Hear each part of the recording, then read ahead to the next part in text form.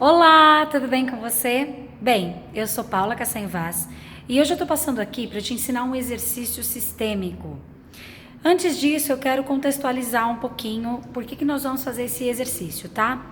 Acontece que muitas vezes nós olhamos para nossa origem, para nossa história familiar, para as coisas que aconteceram antes da nossa vinda a esse mundo, com, digamos assim, com um olhar de julgamento.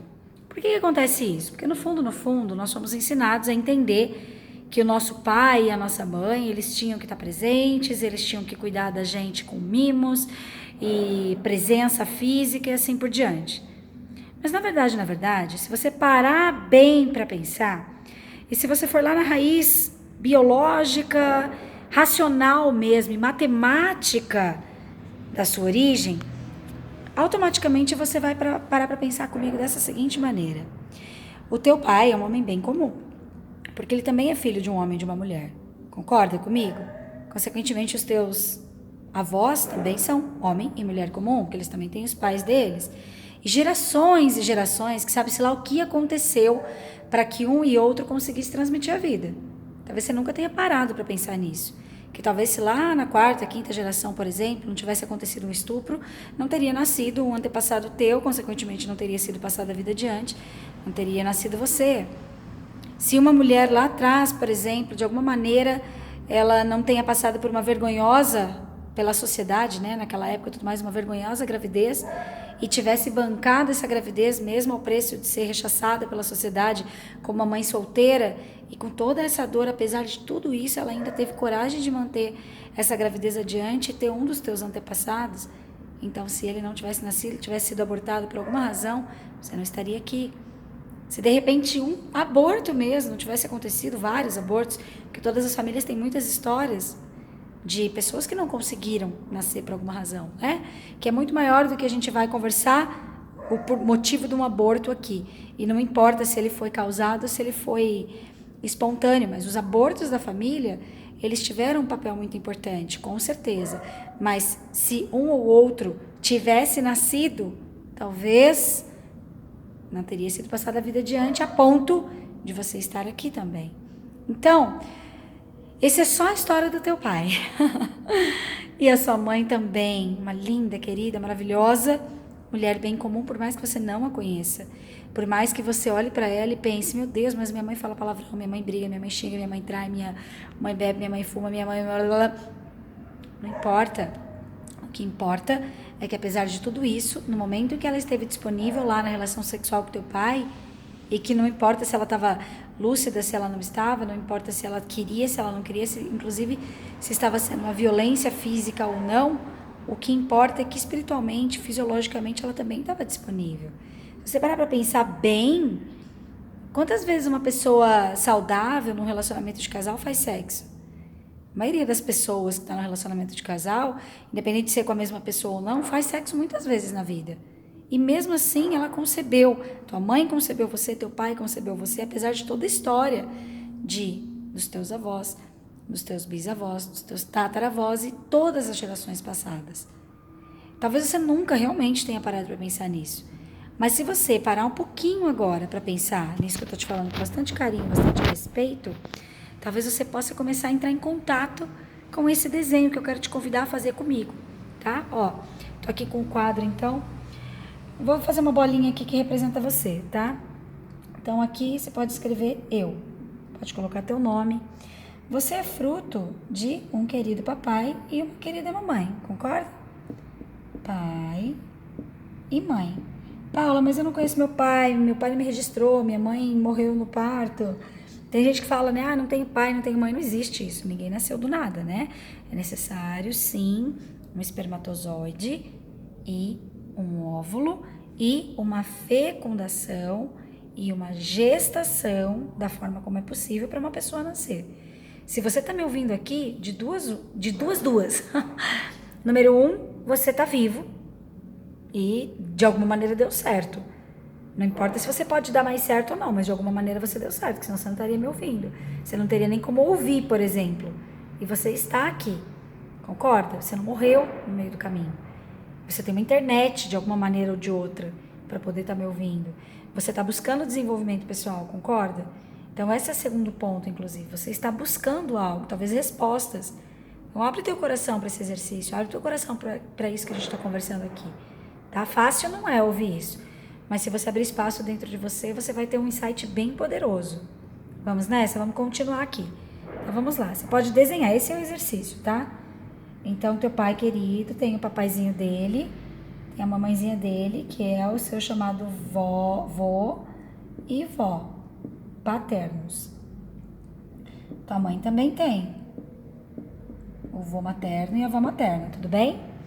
Matematicamente falando, geneticamente falando, independente de você saber disso ou não, você é 50% teu pai, 50% tua mãe. Ok?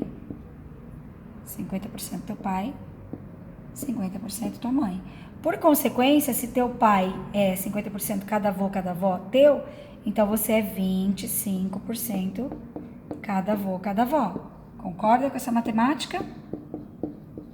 Ótimo. Obviamente que teus avós também têm os pais deles, que são os teus bisavós. Se cada um deles também tem uma representação genética aqui, você é 12,5% cada avô, cada avó. Bisavô, bisavó, concorda? E pasme, você tem a influência, isso comprovado pela ciência, de pelo menos 7 gerações. Como diz Bert Hellinger, a gente não herda bênção, não. A gente herda tudo aquilo que não foi resolvido pelos seus pais e pelas gerações passadas. Então, veja comigo, você está aqui, a gente tem Google, liberdade religiosa, a gente tem, poxa, quantas coisas nós temos que os nossos pais não tinham, que os nossos avós não tinham, que os nossos bisavós jamais. E mesmo assim, da forma como foi possível, eles foram passando a vida adiante. Talvez se eles tivessem toda a informação que a gente teve, eles nem teriam passado. Eles teriam buscado alguma outra alternativa. Então, o que eu quero mostrar para você através desse exercício? Eu quero que você termine de desenhar a tua árvore genealógica. Se possível, inclusive, faça as 7 gerações aqui. Dê continuidade nas tuas bolinhas. Vai se relacionando com essas gerações. Vai pensando o que será que essas pessoas passaram.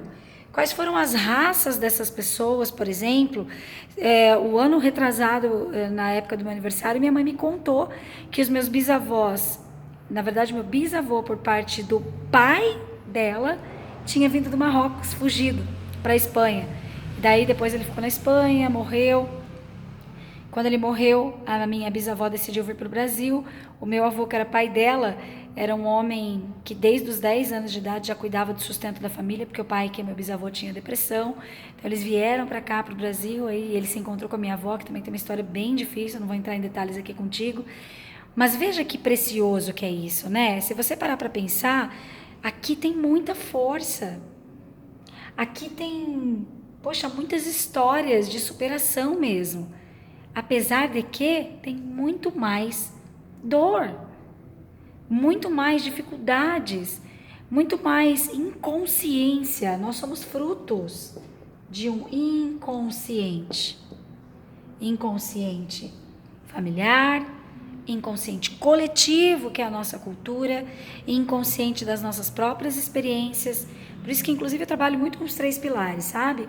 Os 3 pilares envolvem o que a gente herdou da nossa memória celular, da nossa família de origem.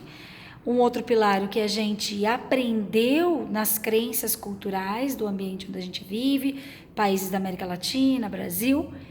E o terceiro pilar, aquilo que a gente aprende direto ou indiretamente, mas principalmente indiretamente, por modelagem. Então, você que está aqui me ouvindo, tenha bastante cuidado ao se relacionar com essa história, porque essa é uma história muito sagrada. Essa foi a história que, se não existisse exatamente do jeito que existiu, você não estaria aqui hoje. Então, no final desse exercício, eu te convido a fazer uma reflexão e, ao mesmo tempo, uma reverência, dizendo até em voz alta, cada detalhe da minha origem, cada detalhe da minha história até aqui, foi como foi. Por isso eu estou aqui, por isso eu tenho uma chance de estar aqui. Se algo não tivesse sido exatamente como foi, eu não estaria aqui. Hoje, pelo menos não como eu estou.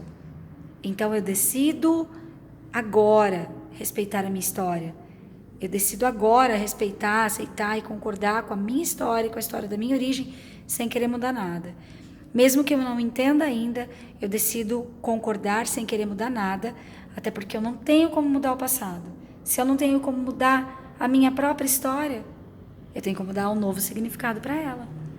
E você sabe que eu gosto muito, né?